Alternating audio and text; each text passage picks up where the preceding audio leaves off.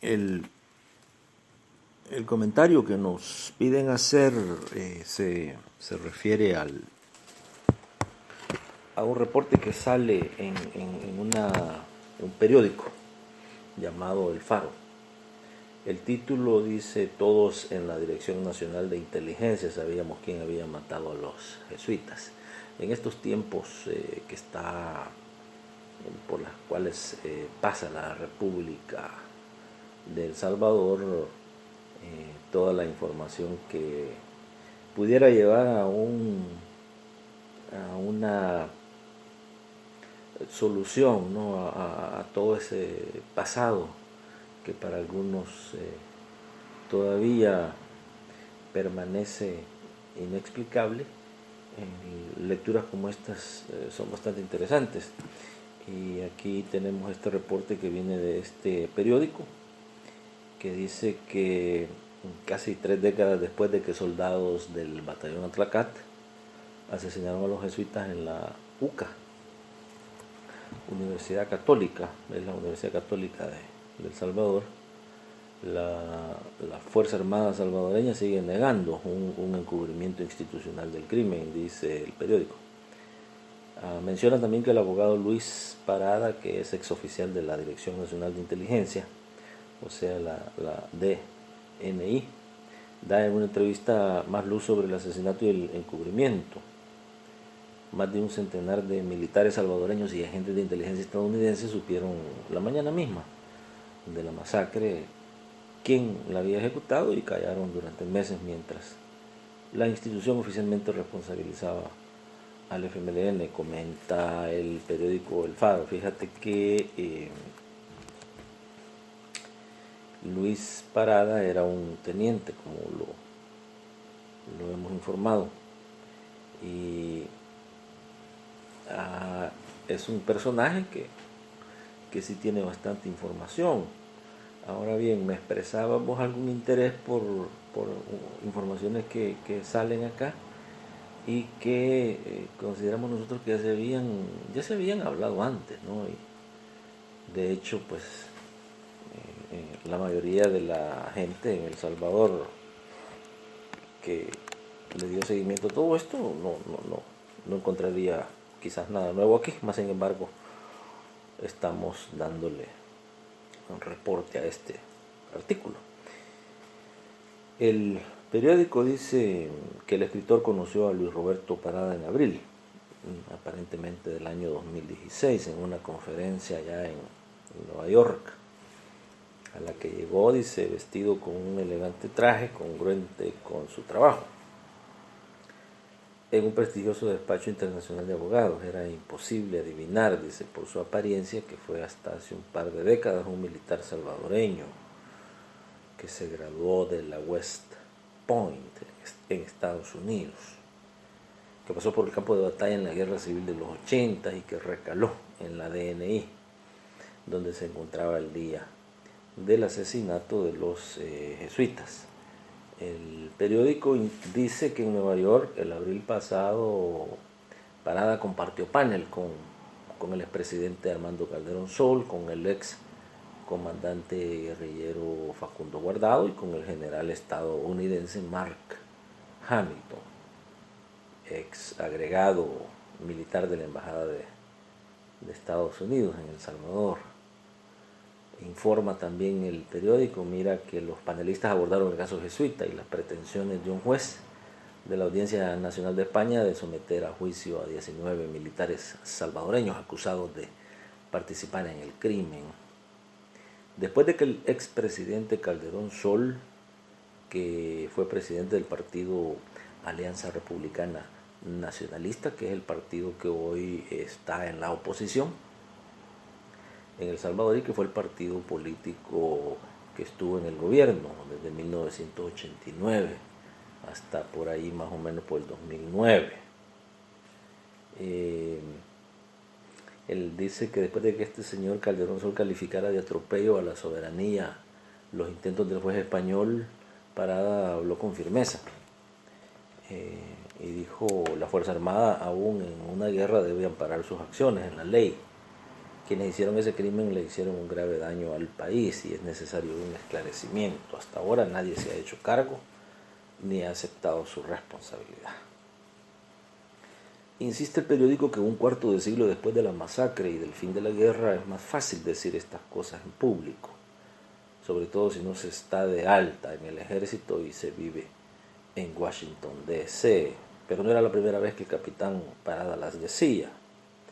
Un periódico de la Universidad de Brown registró en noviembre de 1990, apenas un año después del crimen, un evento en el que estudiantes universitarios interrumpieron al capitán Parada, entonces miembro de la agregaduría militar en la embajada, para acusar a gritos al ejército salvadoreño de violación a los derechos humanos, entre ellas del asesinato de los sacerdotes jesuitas.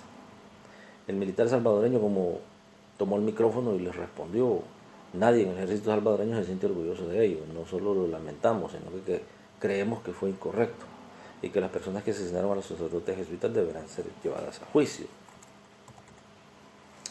Mira que este periódico dice lo siguiente también, que esa opinión, dice, la sostiene desde la mañana del 16 de noviembre de 1989, cuando supo que los sacerdotes jesuitas habían sido asesinados por sus compañeros de armas. Lo supo él y lo supieron muchos otros militares, al menos 25 oficiales de la DNI y de la Escuela Nacional de Inteligencia, y medio centenar de soldados del batallón Atlacatl que perpetraron el crimen, y todos los oficiales de la escuela militar de donde partió el Atlacatl y cuyo subdirector les entregó el fusil para matar a los sacerdotes jesuitas, y los coroneles del alto mando que la noche anterior acordaron el crimen, y los agentes de inteligencia estadounidenses asignados a la DNI, todos ellos lo sabían. Ya la mañana del 16 de noviembre de 1989 y todos ellos callaron. Mientras la Fuerza Armada movía todo el aparato institucional para responsabilizar a la guerrilla de los crímenes cometidos a sangre fría por los soldados del Atlacatl. Sostiene el periódico que el mismo día de la masacre la Fuerza Armada elaboró una esquela que apareció impresa en los periódicos del día siguiente. La esquela decía: la Fuerza Armada de El Salvador condena de forma enérgica y terminante la criminal acción terrorista perpetrada este día en horas de la madrugada en el interior de la Universidad Centroamericana José Simeón Cañas contra los sacerdotes jesuitas, y expresaba sus condolencias por tan infame e irracional crimen.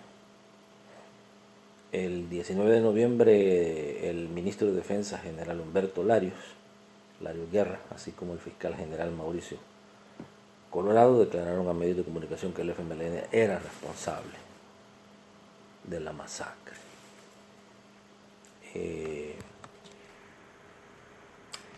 El encubrimiento se mantuvo por meses a pesar de evidencias de la autoría castrense. El 9 de enero de 1990, en voz del presidente Alfredo Cristiani, la Fuerza Armada admitió por primera vez que la participación de algunos de sus miembros, pero hasta hoy continúa rechazando cualquier responsabilidad institucional en el crimen y en el encubrimiento. Aquella mañana del 16 de noviembre, poco después de enterarse de la masacre, Parada se fue al campus universitario a ver los cuerpos de las víctimas aún tirados en el patio a la entrada de la residencia Curial. La manera en que se enteró del crimen confirmaba la autoría militar, por eso fue llamado a declarar ante la Comisión de Investigaciones de Hechos Delictivos y ante el Juzgado Cuarto de lo Penal. Aquellas declaraciones que quedaron registradas e incluso merecieron un párrafo en el libro Una muerte anunciada de Marta Doguert. Poco más, pero su testimonio arroja luz importante, no solo sobre la confirmación de la autoría y la aprobada del crimen, sino también sobre sus encubrimientos, que fue como él mismo los califica, un segundo crimen. La semana pasada, en una visita a su despacho en Washington, la ciudad donde vive, Parada me contó cómo se enteró de aquel crimen y confirmó la presencia de agentes de inteligencia estadounidenses en las oficinas de la DNI. Hoy es un abogado de 56 años, con el cabello gris y apariencia tímida, sostiene este periódico. El 16 de noviembre de 1989, el entonces teniente Parada tenía 29 años y era jefe de la sección de análisis criptográficos de la Dirección Nacional de Inteligencia. En plena ofensiva de la guerrilla sobre la capital del país, todo el ejército estaba en emergencia, por lo que todos los días había reunión de oficiales en la DNI. El 16 de noviembre de 1989 por la mañana, yo estaba en una reunión en la DNI, recuerda, Parada. Éramos unas 25 personas, la DNI y de la Escuela Nacional de Inteligencia. En el periódico le pregunta, ¿no había ningún agente estadounidense? Y responde Parada, no recuerdo haber visto ninguno. Las reuniones tenían dos partes. Una solo de los analistas, que eran los que daban primero el reporte de lo que había pasado la noche anterior. Era puramente informativa. En la segunda parte nos quedábamos solo los oficiales. Durante la ofensiva participaban también algunos extranjeros, no te sé decir si todos eran de la CIA, o había de la Agencia Nacional de Seguridad, 1, 2 o 3, pero no se quedaban para la segunda parte de la reunión. ¿Es cierto que un equipo de agentes de la CIA compartía oficinas con la DNI? Es una pregunta que el periódico le hace a Parada. Sí, es cierto, contesta Parada. ¿Cuántos eran? Ellos tenían su propia entrada, pero eran unos 8 o 10. ¿Y cuando te enteraste ya estaban en la segunda parte de la reunión? Sí, el director de la DNI era el coronel Carlos Mauricio Guzmán Aguilar, hoy prófugo, requerido por la justicia española por ese mismo crimen. No se estaba explicando las decisiones que se habían tomado la noche anterior en el Estado Mayor. Él participó la noche anterior en la reunión del Estado Mayor, nos dijo que había decidido entrar con artillería y fuerza aérea en los sectores tomados por el FMLN. Sabíamos que habrían víctimas civiles, pero ya no podían seguir esperando. Fue un anuncio de contraofensiva militar. Entonces entró el capitán Carlos Fernando Herrera Carranza, que era jefe de operaciones. Dijo que había escuchado por la radio MX, que era la radio interna del ejército, que habían matado a Yacuría. Después de que se resistió al arresto, fue un gran shock. Esta información contenía implícita una segunda, que todos los militares presentes entendieron de inmediato. Resistirse al arresto es resistirse a la autoridad. Al justificar el asesinato a través de la radio interna del ejército, estaban confesando su autoría. ¿Cómo reaccionó Guzmán Aguilar? Es la pregunta que le hace el periódico. Contesta Parada. No mostró ninguna sorpresa, solo dije, ya ven, ya comenzaron a pasar algunas cosas. Algunos presentes en la reunión expresaron alegría. No es cierto que hubo aplausos, pero sí expresiones de alegría de algunos. El director de la Escuela Nacional de Inteligencia, el coronel Roberto Pineda Guerra, reaccionó distinto, diciendo que esto le podría costar la guerra a la Fuerza Armada.